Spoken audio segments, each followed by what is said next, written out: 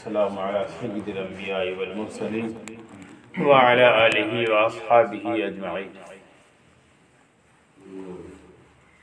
کل بات یہ عرض کی گئی تھی کہ انسان تین چیزوں سے علم حاصل کر سکتا ہے۔ ان میں پہلی چیز ہے انسان کے حواس، ناک، کان، آنکھ، زبان، ہاتھ، ان کو حواس سے خمسہ ظاہرہ۔ جب ان کا کام ختم ہو جاتا ہے تو آدمی کی عقل کام کرتی ہے اور آدمی عقل سے کام لے لیتا ہے، اور جہاں عقل بھی کام کرنا بند کر دیتی ہے، چونکہ عقل یہ تو بتا سکتی ہے کہ یہ پتھر کا ہے دماغ سے، لیکن عقل یہ نہیں بتا سکتی کہ اللہ کی راضی اور اللہ کے ناراضگی کس چیز میں چھپی ہوئی ہے۔ اس کا کام عقل کا نہیں، نہ آنکھ کا ہے، نہ ناک کا ہے، نہ زبان کا ہے، نہ ہاتھ کا ہے۔ یہی ضرورت پڑتی ہے کہ اس کے اوپر بھی کوئی چیز ہے جس کو وحی کہا جاتا ہے، یعنی اللہ کا حکم، اللہ کا اشارہ۔ اب وہ بتائے گا کہ یہ کام راضی کا ہے یا ناراضگی کا ہے، خوشی کا ہے اللہ کی، عقل نہیں۔ اگر عقل فیصلہ کر دیا کرتی تو کوئی آدمی ملحد نہ ہوتا، زندیق نہ ہوتا، کافر نہ ہوتا، چونکہ عقل تو سب کے اندر ہے، سب آدمی اپنے کام کر رہے ہیں۔ تو معلوم ہوا کہ عقل بھی یہاں آ کر مفلوج ہو جاتی ہے، اور اللہ کی ناراضگی اور راضی اور ناراضگی کی بات جو بتاتی ہے وہ وحی بتاتی ہے، اور یہ وحی ہی قرآن کی شکل میں آخری وحی قرآن کی شکل میں اس امت کو تحفے کے طور سے نبی کریم صلی اللہ علیہ وسلم پر اتاری گئی ہے، جس کو قرآن کریم کہا جاتا ہے۔ اس کے بعد قرآن کریم کی نزول کی تاریخ سماعت کریں۔ قرآن حکیم 2 مرتبہ نازل ہوا۔ کس اعتبار سے؟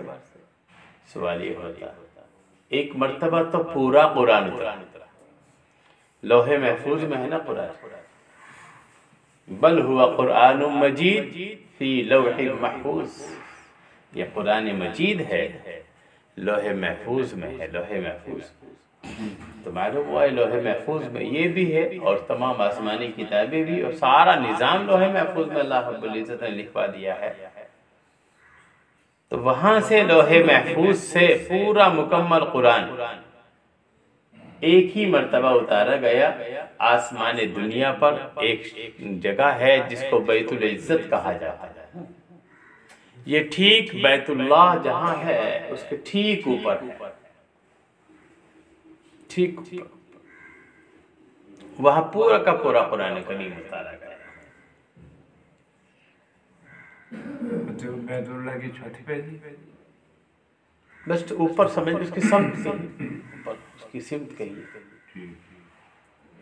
پھر وہاں سے بیت العزت سے یہاں اوپر، یعنی لوح محفوظ سے بیت العزت پر تو پورا مکمل اترا قرآن جو آپ کے پاس ہے۔ وہاں سے ایک مرتبہ ہوگا قرآن کا نزول، اب دوسری مرتبہ سنیے۔ وہاں سے بیت العزت سے نبی کریم صلی اللہ علیہ وسلم کی ذات اقدس پر 23 برس کی مدت میں تھوڑا تھوڑا تدریجاً وقفے وقفے سے جیسے جیسے ضرورت ہوتی گئی ایسے ایسے اتارا گیا۔ یہ زمانہ 23 سال کا ہے، یہ زمانہ کیا؟ 23 برس کا، بس سمجھ میں آ رہی ہے؟ تو ایک مرتبہ پورا اترا قرآن کریم، اور ایک مرتبہ پھر وہاں سے تھوڑا تھوڑا جبریل امین کے واسطے سے حضور اکرم صلی اللہ علیہ وسلم پر اترتا چلا گیا۔ سب سے پہلی آیتیں جو قرآن حکیم کی نازل ہوئی وہ سورہ علق کی ابتدائی 5 آیتیں ہیں۔ اقرأ بسم ربک الذی خلق، خلق الانسان من علق، اقرأ وربک الاکرم الذی علم بالقلم، علم الانسان ما لم يعلم۔ یہ 5 آیتیں نازل ہوئی۔ پھر اس کے بعد وحی کا سلسلہ 2-3 سال تک کے لیے بند رہا، جس کو فترت وحی کا زمانہ کہا جاتا ہے۔ اس کے بعد سورہ مدثر کی ابتدائی آیتیں نازل ہوئی، یا ایھا المدثر قم فانذر وربک فکبر وثیابک فطہر۔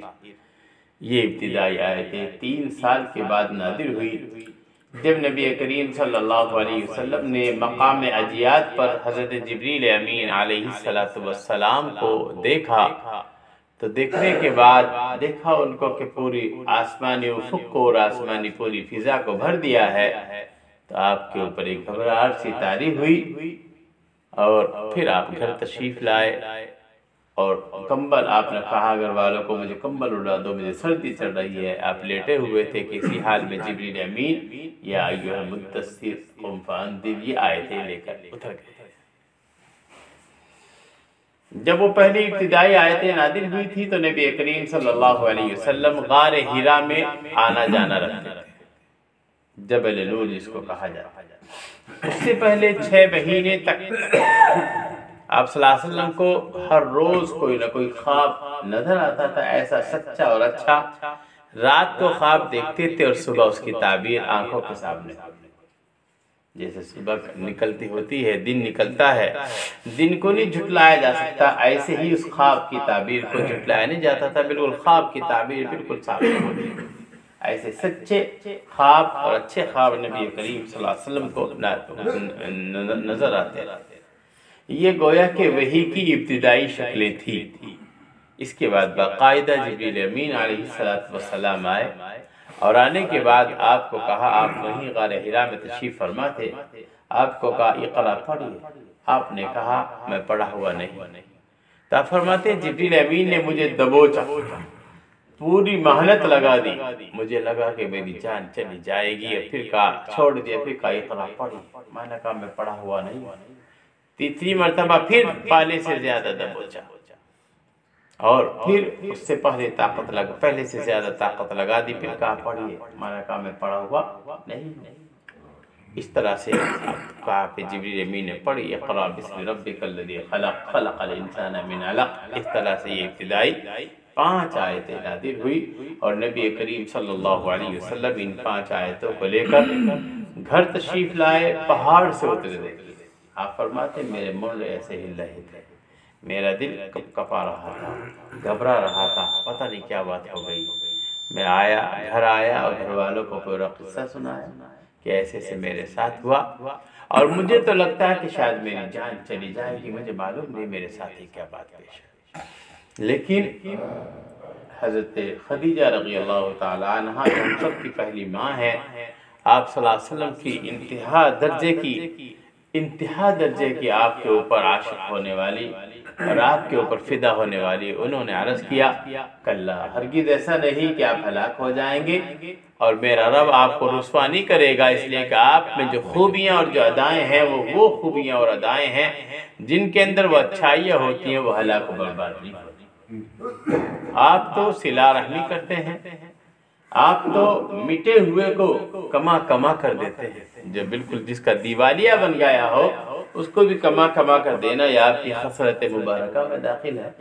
مہمان کی مہمان نوازی کرنا یہ آپ کا مزاج ہے، بوجھ والوں کا بوجھ اٹھانا یہ آپ کا کام ہے، حق بات کی مدد کرنا اور حق کی کاموں کو پھیلانا یہ آپ کا شیوا ہے۔ پہلے جو آدمی اتنا اچھا کام کرتا ہو کیا رب اس کو رسوا کرے گا؟ اور چلو میں اپنے چچزاد بھائی ورقہ ابن نوفل کے پاس لے کر چلتی ہوں، وہ چونکہ توریت کے عالم اور انجیل کے پڑھے لکھے تھے، حافظ تھے، وہ آپ کو اور سمجھا دیں گے کہ کیا قصہ کیا مطلب۔ چنانچہ وہ لے کر گئی اور پورا قصہ سنایا، آپ نے ان کے سامنے بات دہرائی، انہوں نے کہا یہ تو وہی ناموس، وہی فرشتہ ہے جو موسیٰ پر اترا کرتا، کاش کہ میں اس وقت زندہ رہتا جبکہ آپ کی قوم آپ کو نکالے گی اور آپ کو گھر سے بے گھر کرے گی۔ تو آپ نے ادراہ تعجب عرض کیا کیوں میری قوم مجھ کو نکالے گی، میں نے ان کو کیا تکلیف دی ہے، میرا مزاج تو تکلیف دینے کا ہے ہی نہیں۔ تو یوں انہوں نے کہا ورقہ نے بھتیجے یہ بات یہ نہیں، جس پیغام کو لے کر آپ آئے ہیں اس پیغام کو لے کر دنیا میں جو بھی نبی آیا ہے قوم نے ان کے ساتھ یہی سلوک کیا ہے، دشمنیاں کی ہیں، برا بھلا کہا ہے، ہر طرح کی تکلیفوں کا سامنا کرنا پڑا ہے، آپ کو بھی ایسا ہی کا سامنا کرنا پڑے گا۔ یہ بات پوری ہو گئی، انہوں نے سمجھا دیا، اور ان کا بھی تھوڑے دنوں کے بعد انتقال ہو گیا اور وحی کا سلسلہ بھی بند ہو گیا۔ 3 سال کے بعد پھر یہ وحی کا سلسلہ جس کو میں نے بھی عرض کیا، وحی کا سلسلہ دوبارہ شروع۔ یہ قرآن کریم کی میں ابتدائی تاریخی باتیں آپ کو بتا رہا ہوں تاکہ قرآن کریم کا سمجھنا آسان ہو جائے، کیونکہ تیسری مرتبہ تفسیر فضل الہی سے شروع ہو رہی ہے۔ جس کو بھی جیسے دماغ ہوگا، جیسے عقل فہم ہوگی، جس توجہ سے سنے گا تو بہت ساری باتیں حقیقت سامنے آئیں گی کہ واقعی قرآن کیسے کیسے نازل۔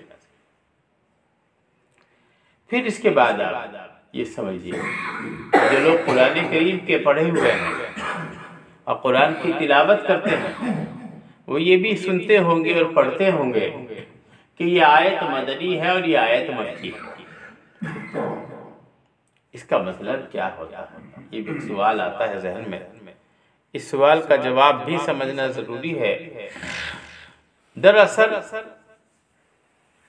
مدنی اور مکی ہونے کا مطلب یہ ہے جو آیتیں ہجرت سے پہلے نازل ہوئی، بھلے ہی مکہ مکرمہ میں نازل ہوئی ہو یا مکہ مکرمہ کے علاوہ کہیں اور نازل ہوئی ہو ہجرت سے پہلے، تو ان آیتوں کو، ان سورتوں کو مکی کہا جاتا ہے۔ یعنی اس کا مطلب یہ نہیں ہوتا مکہ ہی میں نازل ہوئی، بلکہ ہجرت سے پہلے نازل ہونے والی آیت، ہجرت سے پہلے اترنے والی صورتیں، ان کو مکی کہا جاتا ہے، چاہے مکہ ہی میں نازل ہوئی ہو چاہے مکہ کے علاوہ کسی اور جگہ۔ ہجرت کرنے کے بعد مدینے میں نازل ہوئی تو وہ نہیں مانی جاتی، وہ بھی مکی کہنا ہے ہجرت کے بعد۔ جی جی، ہجرت کے بعد نہیں، ہجرت سے پہلے جی، چاہے وہ مدینے میں نازل ہوئی ہے، وہ بھی مکی کہنا ہے۔ ہاں، کہیں جہاں نبی پاک صلی اللہ علیہ وسلم تشریف فرمائے وہیں کی مانی جاتی ہے۔ ہاں، جہاں آپ صلی اللہ علیہ وسلم مکہ مکرمہ میں آپ جب تک رہے،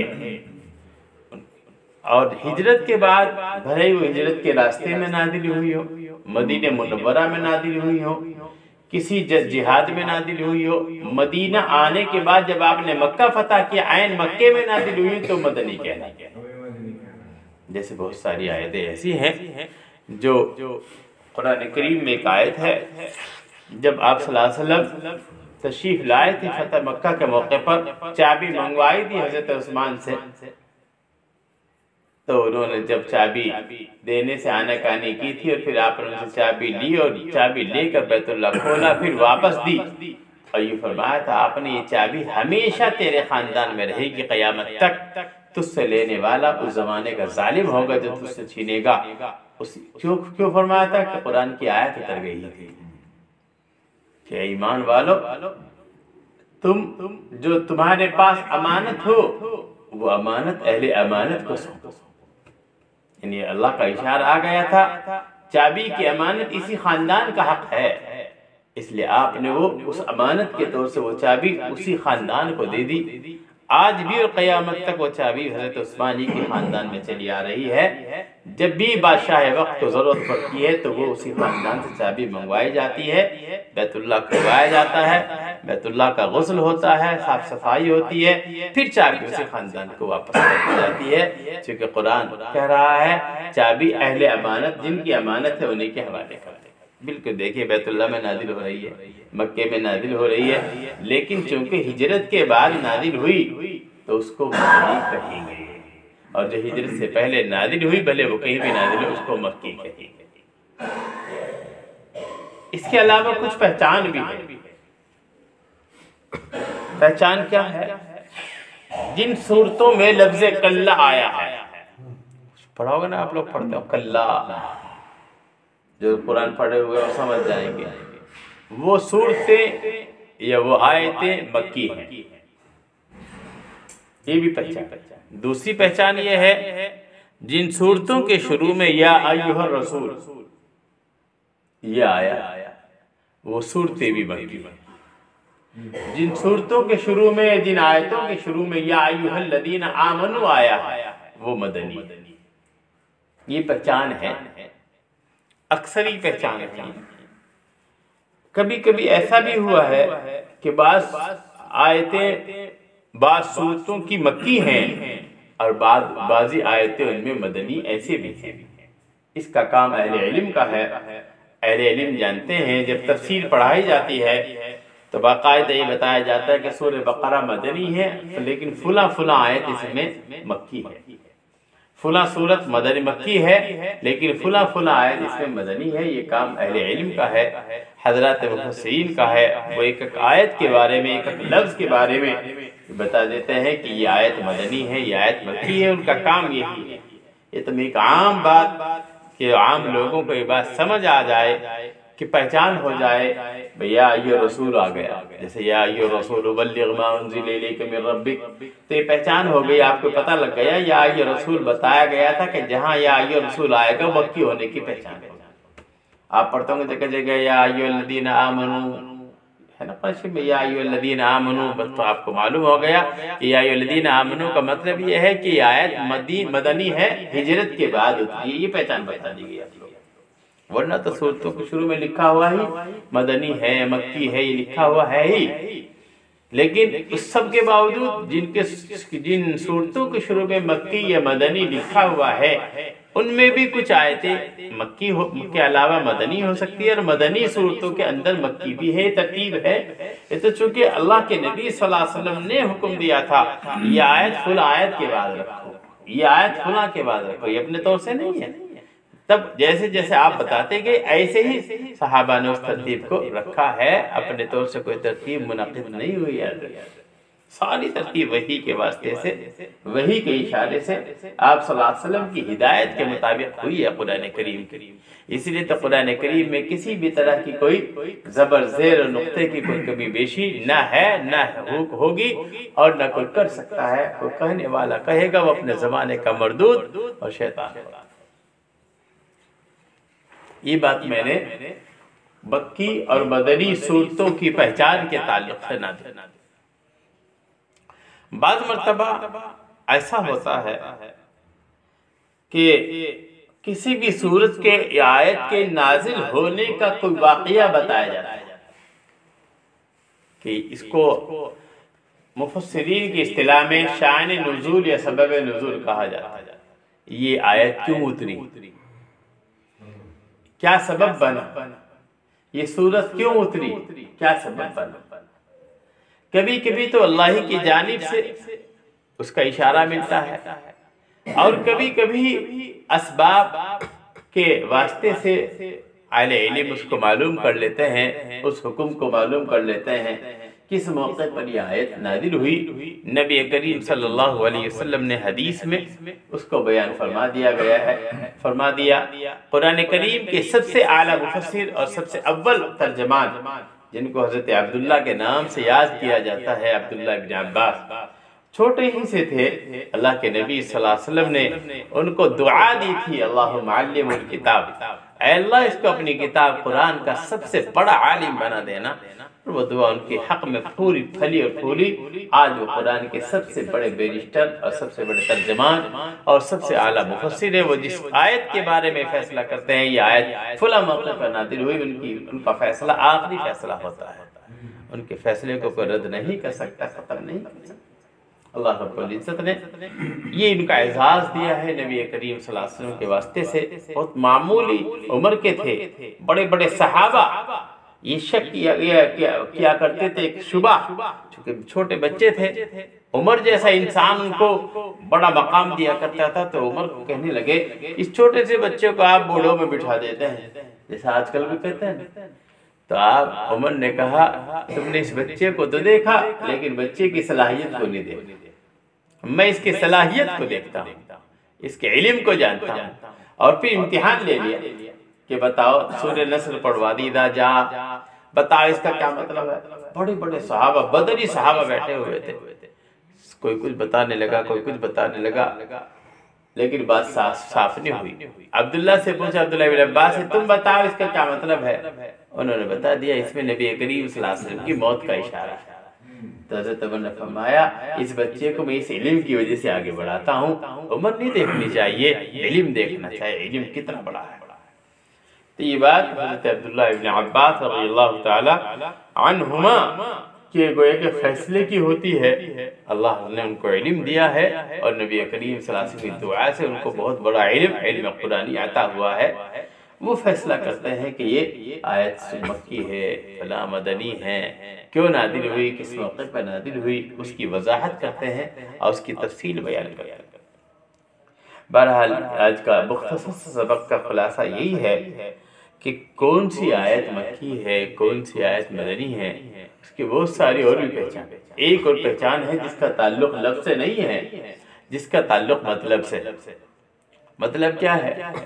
جن صورتوں میں اکثر توحید کا بیان ہے، جن آیتوں میں اکثر توحید کا بیان ہے اور آخرت کا بیان ہے، اب ظاہر بات ہے اس کا تعلق تو علم سے ہی ہوگا نا، اس کا تعلق لفظ سے نہیں ہوگا، جس پر پہچانتا ہوگا مطلب کیا ہے۔ وہ صورتیں یا وہ آیتیں اکثر مکی، چونکہ جن سے مقابلہ ہو رہا تھا وہ مکے والے، اور مکے والوں پر جو محنت ہوئی ہے وہ بت پرستی کی خاتمے کی محنت ہوئی ہے، توحید کا سبق دیا گیا۔ مدینہ منورہ میں توحید کی تعلیم، چونکہ وہ تو مومن بن کر آئے تھے، وہاں تو ایمان والے ہی تو آئے تھے مدینے میں، تبھی تو وہی مرکز ایمان بنا۔ وہاں جو مقابلہ تھا یعنی مدینے میں، وہاں ان آیتوں میں جو ذکر ہے منافقین کے رد کا ذکر ہے، چونکہ وہاں منافقین موجود ہیں، یہودیوں کی خباثتوں کا ذکر ہے، وہاں احکام کا بیان ہے، نماز کیسے پڑھو، روزہ کیسے رکھو، زکوٰۃ کیسے دو، جہاد کیسے کرو، یہ سارے احکام جو نازل ہوئے وہ مدینہ منورہ میں نازل ہوئے۔ مکے میں جہاد نہیں نازل ہوئے، مکے میں جہاد کا حکم نہیں، وہ زکوٰۃ کا حکم نہیں نازل ہوا، مکے میں روزے کا روزہ نہیں فرض ہوا، جو سب چیزیں فرض ہوئی تو یہاں ترتیب سے فرض ہوتی چلی گئی، اور سامنے جو مقابلے میں تھے وہ لوگ تھے جو بالکل مسلمانوں سے آگے صف اول میں تکبیر اولیٰ کے اہتمام کے ساتھ اتنی لمبی داڑھی کے ساتھ نماز پڑھتے تھے، جن کو منافق بنا، اور ان کو آپ نبھاتے چلے گئے۔ 10 سال کی آپ کی زندگی، 8-9 سال تک اللہ نے ان کو نبھایا۔ آج تو یہ آدمی سمجھتا ہے بس اپنے دشمن کو غلبہ ہوتے ہی فوراً بالکل خاتمہ کر دو، لیکن وہ حکمت الہی کے خلاف کرتا جاتا ہے۔ حکمت الہی اس بات کے متقاضی نہیں ہے، حکمت الہی اس بات کے متقاضی ہے کہ اس کو موقع دو، ہو سکتا ہے سنبھل جائے، ہو سکتا ہے تمہارا بن جائے۔ اگر تم نے اس کا خاتمہ کر دیا، مار دیا، تو ایمان چلا جائے گا، ایمان کی توفیق نہیں ملے۔ سب کا خاتمہ کیا جا سکتا ہے سارے دشمنوں کا، لیکن ترتیب سے دیکھیے بڑی بڑے سرماؤں کو جو بالکل سپر طاقت میں تھے، بدر میں انہی کا خاتمہ کیا گیا۔ اس کے بعد جب وہ 70 قید ہو کر آئے، حضرت عمر نے فیصلہ دیا تھا ان سب کی بھی گردنیں اڑاؤ، انہوں نے ہمارا جینا بھاری کیا تھا مکے میں، اور رائے تھی، اور اللہ کی کا بھی اشارہ یہی تھا، لیکن آپ صلی اللہ علیہ وسلم اور ابو بکر کا یہ تھا، مارنا تو مر تو جائے گی لیکن ایمان چلا جائے گا، ہو سکتا ہے ایمان لے آئے، سنبھل جائیں، اور اللہ کا بھی اشارہ یہ تھا مارو، جیسے عمر کی رائے تھی، لیکن وہ رائے غالب آئی جو آپ صلی اللہ علیہ وسلم کی رائے تھی اور ابو بکر کی رائے تھی، وہ رائے بعد میں غالب آئی۔ عمر نے تو غصے میں یہاں تک بھی کہا تھا آپ فلاں کو حکم دیں، علی کے رشتہ دار کو حکم دیں، وہ اپنے آدمی کو مارے گا، اور میرے رشتہ دار کو حکم دیں اس کی گردن میں اڑاؤں گا۔ ان کا مزاج یہ تھا، اس میں ماروں گا، کیوں انہوں نے ہمارا جینا بھاری کیا، کوئی ایمان نہیں لایا۔ لیکن حکمت کچھ اور تھی، حکم تو یہ تھا اور حکمت کچھ اور تھی، ایک حکم ہوتا ہے، حکمت ہوتی ہے، وہ حکمت غالب آتی چلی گئی، بالآخر وہی لوگ رہے۔ ان کا فائدہ کیا ہوا کہ صحابہ جو دوسری زبان نہیں جانتے تھے، عربی تو جانتے ہی تھے، لیکن مثلا یہودی تھے، یہ یہودی طبقہ تھا، وہ بہت سارے علم جانتے تھے، یہ لوگ بھی تھے، تو ان سے کچھ علم حاصل کرنا شروع کیے، کچھ فن سیکھے ان سے اسی حال میں، اور پھر ان کو موقع دیا سنبھلنے کا۔ بالآخر کچھ لوگ ان میں اسی حال میں مسلمان ہوئے، اور پھر کچھ بعد میں مسلمان ہوتے چلے گئے۔ بہت کم ایسے ہوئے ان میں جو قید ہو کر آئے تھے جو مسلمان نہیں ہوئے، لیکن اکثر وہ ہوئے جو مسلمان ہوئے۔ یہ حکمت تھی، جس حکمت کو بھی اللہ ہی جانتا تھا، لیکن ظاہر میں ایک رعب بھی قائم کرنا تھا، نہیں ان کو ایسا بھی کرو، ایسا بھی کرو۔ یہ اللہ کا نظام ہے، اس نظام الہی کو، حکمت الہی کو کوئی سمجھ پاتا ہے، ہر ایک نہیں سمجھ پاتا۔ اس کے لیے ہی تو قرآن اترا ہے کہ قرآن کیا کہتا ہے، حکم بھی دیتا ہے اور حکمت بالغہ کی بھی تعلیم دیتا ہے۔ حکمت بالغہ قرآن سمجھنا اور قرآن کو کے مفہوم الہی کو منشا الہی جسے کہا جاتا ہے اس کو سمجھنا یہ ہر ایک کا کام ہے۔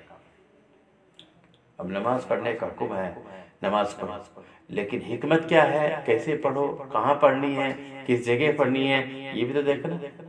حکم تو آ گیا، ساتھ ساتھ یہ بھی دیکھنا ہے اس حکم کو کیسے پورا کیا جائے گا، کیسے اس پر عمل کیا جائے گا، یہ بھی دیکھنا۔ ہمارا لیے میں نے آج مکی مدنی صورتوں کے تعلق سے، قرآن کے تدریجی نزول کے تعلق سے، قرآن کی تاریخ کے تعلق سے چند باتیں آپ حضرات کے سامنے عرض کی ہیں۔ اس طرح سے یہ گویا کہ قرآن کی تفسیر کا مقدمہ آپ کے سامنے آ رہا ہے تھوڑا تھوڑا کر کے، تاکہ آگے جو تفسیر شروع ہوگی پھر اس میں آئے گا یہ آیت مدنی ہے، یہ آیت مکی ہے، اس کا مطلب یہ ہے۔ تو اگر آپ کو یہ باتیں ابتدائی سمجھ میں آ جائیں گی، بنیادی باتیں، تو پھر آگے جب ان کا مطلب بیان کیا جائے گا یہ مکی مدنی ہے، تو آپ کو خود سمجھ میں آ جائے گا کہ مکی کا مطلب یہ ہے اور مدنی کا مطلب یہ ہے۔ تو میں نے عرض کیا تھا کہ وہ صورتیں جن کے شروع میں تعلیم ہے توحید کی، جن میں بیان ہے آخرت کا، وہ آیتیں اور صورتیں مکی ہیں، اور جن میں بیان ہے احکام کا، جن میں بیان ہے جہاد کا، جن میں بیان ہے نماز روزے کی ترتیب کا، یہ ان میں اکثر یا منافقین کا تذکرہ ہے، تو منافقین کا ذکر آتا ہے، تو وہ صورتیں یا وہ آیتیں اکثر کیا ہے، وہ ان میں مدنی ہیں، ان میں وہ مدینے میں نازل ہوئی، یعنی مدینے میں آنے کے بعد نازل، بھلے نازل کہیں ہو گئی ہو، چاہے مدینے میں نازل نہ ہوئی، کسی بھی جگہ نازل ہوئی ہو، یعنی ہجرت کے بعد نازل ہوئی، چونکہ وہاں وہی احکام تھے، وہی باتیں تھی، ان کا ذکر و مذاکرہ ہوا، یہ بھی سمجھنے کی بات۔ یہ تھا خلاصہ اور مطلب آج کے سبق کا۔ خدا پاک عمل اور سمجھ کی توفیق عطا فرمائے۔ وآخر دعوانا